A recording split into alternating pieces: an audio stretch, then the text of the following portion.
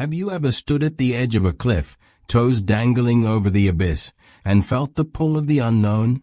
That moment when curiosity outweighs caution, and the line between right and wrong blurs into nothingness? This is a story about that line. About how one woman, in a moment of reckless curiosity, stepped over it and shattered the life she had built. Her name was Elena, and this is her confession.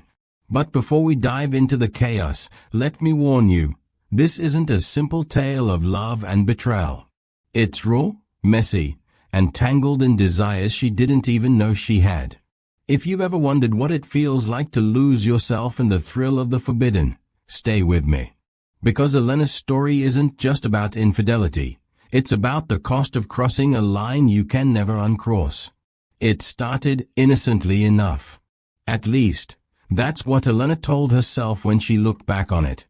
She was sitting at lunch with her friends, a weekly ritual at a cozy cafe in the heart of Willowbrook, the small town she'd called home for years. Her best friend, Sophia, the boldest of the group, leaned in mid-conversation, her eyes sparkling with mischief.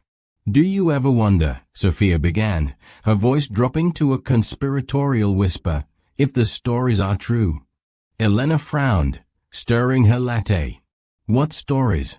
Sophia glanced around as if sharing a scandalous secret. "You know, about men like Daniel. They say he's different." The table erupted into laughter, the kind that comes from shared gossip and too much caffeine. But Elena froze. Her heart skipped a beat as Sophia's words hung in the air, provocative and impossible to ignore. "Oh, come on, Elena," Sophia pressed, noticing her hesitation. "You've heard the rumors. Built differently, especially in certain ways. Don't tell me you've never been curious." "I haven't," Elena said quickly, but her voice cracked, betraying her. Her cheeks flushed as the laughter grew louder. "You're such a terrible liar," Sophia teased, nudging her playfully. Elena forced a laugh, but the seed had already been planted. Sophia's words clung to her mind like an unwanted guest, whispering questions she had never dared to ask before. That night, as Elena lay in bed next to her husband, Michael, the memory of Sophia's comment looped in her head. Michael was everything a woman could want in a husband: steady, dependable, and kind. They had built a good life together over the past decade, complete with a cozy home, a golden retriever named Max, and the kind of routine that felt like a warm blanket. But sometimes, that predictability felt like a cage. Elena loved Michael, she knew that. But it wasn't the kind of love that made her pulse race or her breath catch. It was comfortable, safe, and, if she was honest with herself, utterly dull. As she stared at the ceiling that night, listening to the rhythm of Michael's soft snores, the shadows of tree branches swayed on the walls, casting restless shapes that mirrored her thoughts. Was she unhappy? She didn't think so. But she wasn't content either. Something was missing, and Sophia's words had stirred it to life. Over the next few days, Elena's thoughts began to shift. At first, it was small things: stealing glances at strangers on the street, feeling a spark of intrigue she hadn't felt in years. And then came Daniel. Daniel was an old friend from college, someone she hadn't thought about in years. She was scrolling through social media one evening while Michael watched a football game in the other room.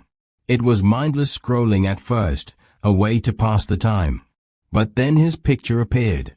There he was, smiling back at her with the same confidence she remembered, tall, broad-shouldered, with a laugh that seemed to echo even through the screen. His life looked vibrant, filled with adventure and excitement, a stark contrast to her own quiet existence. Without thinking, she sent him a message. It was casual, nothing more than a "Hey, it's been ages. How are you?" But as soon as she hit send, her heart raced. She didn't know why she had done it. Maybe it was nostalgia. Maybe it was curiosity. Or maybe it was the need for something she couldn't name. His response came faster than she expected. "Elena, wow, it's been forever. I'm great. How about you?" And just like that, They fell into conversation, slipping back into an easy familiarity as though no time had passed. The days that followed were a blur of emotions Elena couldn't quite sort out. Daniel and she began messaging more often, their conversations growing deeper, more personal. He was charming, funny, and attentive in a way that felt intoxicating. He reminded her of a version of herself she had long forgotten, an Elena who had been carefree and full of life. At first, she told herself it was harmless, just two old friends reconnecting. But deep down, she knew it was more than that.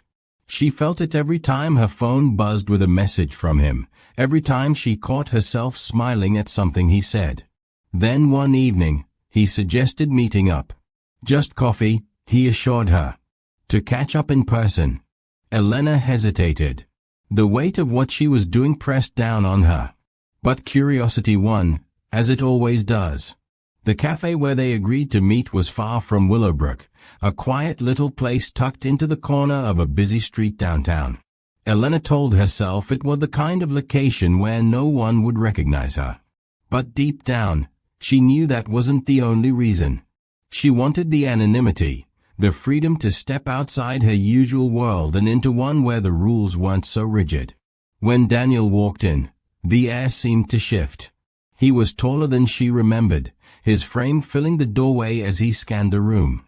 His dark eyes landed on her, and he smiled, that easy, magnetic smile that had always been his signature. "Elena," he said warmly as he approached, leaning in for a hug.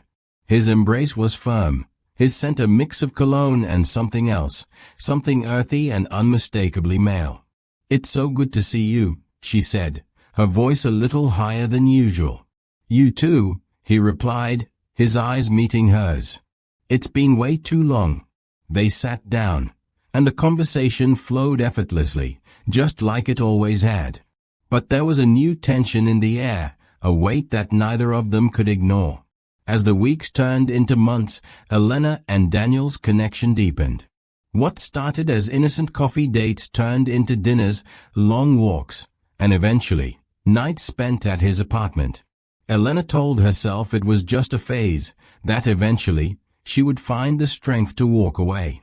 But with every kiss, every touch, she felt herself falling deeper under his spell.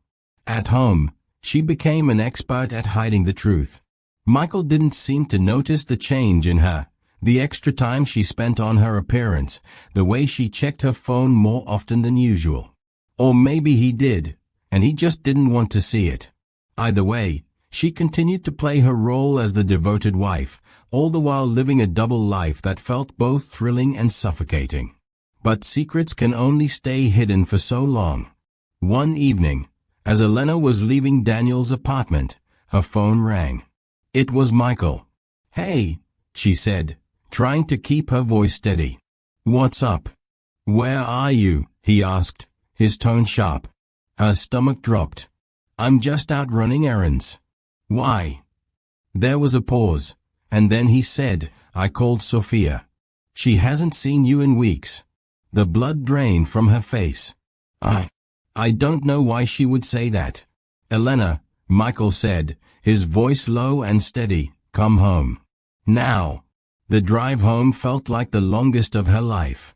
When she walked through the door and saw Michael standing in the living room, his face a mixture of anger and hurt, she knew it was over. "Are you going to tell me the truth?" he asked, his voice shaking. "Or should I guess?" Elena opened her mouth to respond, but no words came. Finally, she said the only thing she could, "I'm sorry." The fallout was exactly what she had feared. Michael packed a bag and left. She didn't stop him. She couldn't. As she sat alone in the quiet of their home, the weight of her choices pressed down on her. She had destroyed everything, her marriage, her sense of self, her life as she knew it. And for what? A fleeting thrill. A taste of something forbidden. Her phone buzzed on the table, and she didn't have to look to know it was Daniel. But for the first time, she didn't reach for it.